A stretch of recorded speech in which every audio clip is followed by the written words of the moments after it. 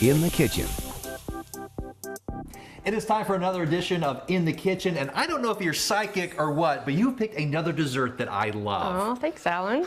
Well, I'm Chef Becky, and today in the kitchen, we're going to be making my famous pumpkin cheesecake. Just in time for the holidays. That's right, and we're going to use ginger snap crust. I like the idea, something a little bit different than the graham crackers, so take us through the ingredients. So here we have 8 ounces of ginger snap cookies, and we'll be adding 1/4 cup of melted butter. And these 2 ingredients will make the crust. Okay. Here we have 2 pounds of cream cheese that's soft, 1½ cups of white sugar, 3 large eggs that are also at room temperature, 1 15-ounce can of pumpkin, 1 cup of heavy whipping cream that's also at room temperature, 2 teaspoons vanilla extract, 2 teaspoons cinnamon, 1 teaspoon ground ginger, ½ teaspoon nutmeg, ½ teaspoon allspice, and 1/4 teaspoon of ground cloves. So I'm going to use my food processor to grind up the cookies. You could use a rolling pin if you don't have a food processor. Might take you a little more time doing that. That's okay. And now I'm adding 1/4 cup of melted butter. Yeah, that does make it a lot easier.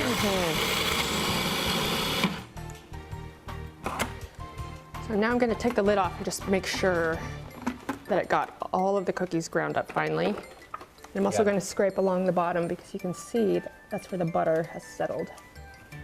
Yeah, this is definitely something you don't want large chunks in. So now I'm going to grind it one more time. So where'd you get the idea for using the ginger snap?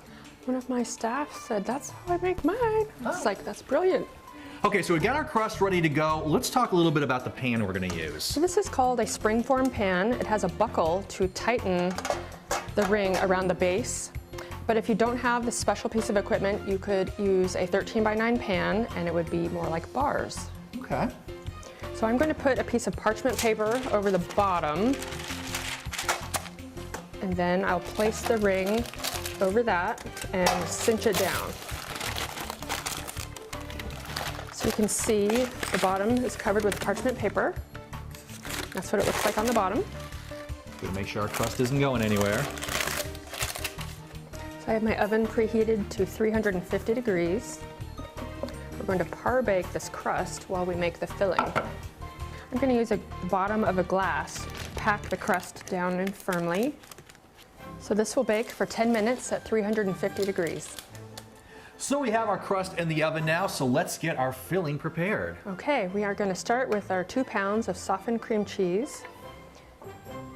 And I'm going to add 1½ cups of white sugar.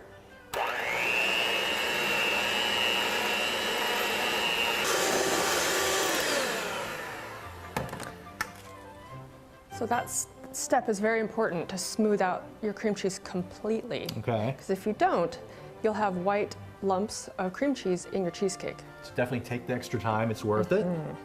And having your cream cheese almost warm is very helpful to make it combine thoroughly. Now we're going to add the eggs one at a time. Just make sure it's evenly combined.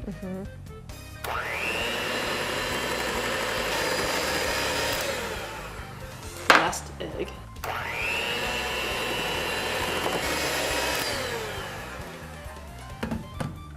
So now it's time to add the pumpkin. And make sure you buy plain pumpkin, not pumpkin pie filling. Right. This is 1 cup of heavy whipping cream, 2 teaspoons of vanilla, 2 teaspoons of ground cinnamon, 1 teaspoon of ground ginger. Now we're adding ½ teaspoon of ground nutmeg, ½ teaspoon of ground allspice, and 1/4 teaspoon of ground cloves. So pretty much standard ingredients you'd find in a standard pumpkin pie, pumpkin cheesecake, pumpkin muffin recipe, really. I'm going to stop and scrape down the sides.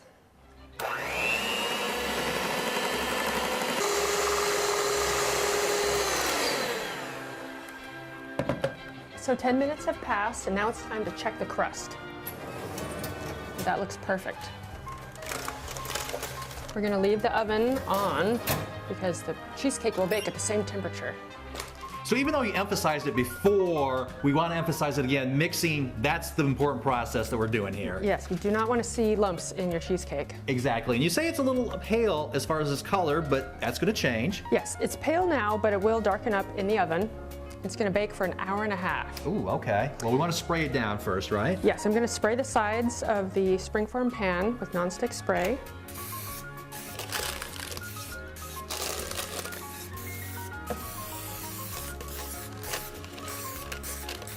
Could you hold the bowl? Sure, like that? no problem. Okay. It seems like all this mixing looks like we got a little volume added in there. Puffed up nicely. So I'm going to use the back of my spatula to just smooth out the cheesecake. So our cheesecake will bake for 90 minutes in a 350-degree oven. And I've double wrapped it in foil because we're baking it in a water bath.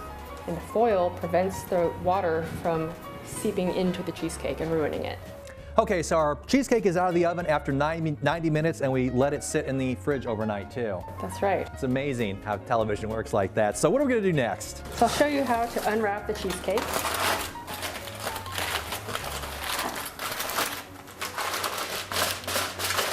Perfectly dry inside, which is perfect. Here's the buckle on the side. And it looks like I'm still going to need to use a knife to loosen the edges.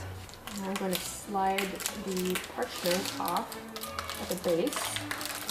Now it's time to slice it. I'm all for that. So when you're slicing a beautiful cake like this, I recommend wiping the blade of your knife after each slice so the top will stay perfect. So now I'll show you how I like to garnish the cheesecake for a little special presentation. I'm all for that. And I'm adding just a touch of cinnamon. A little on the plate looks nice too. So if people want to cook this cheesecake for their holiday meal, what's the best time to do it? I would do it the day before, so your cheesecake will have plenty of time to chill in the refrigerator, and you'll be ahead of schedule. That's a good plan, and I'll tell you what, I would say that this is easy to do cheesecake, but you're the one that did all the work. So anyway, it's going to be a delicious recipe, and of course, we want to thank Chef Becky for joining us for another edition of In the Kitchen.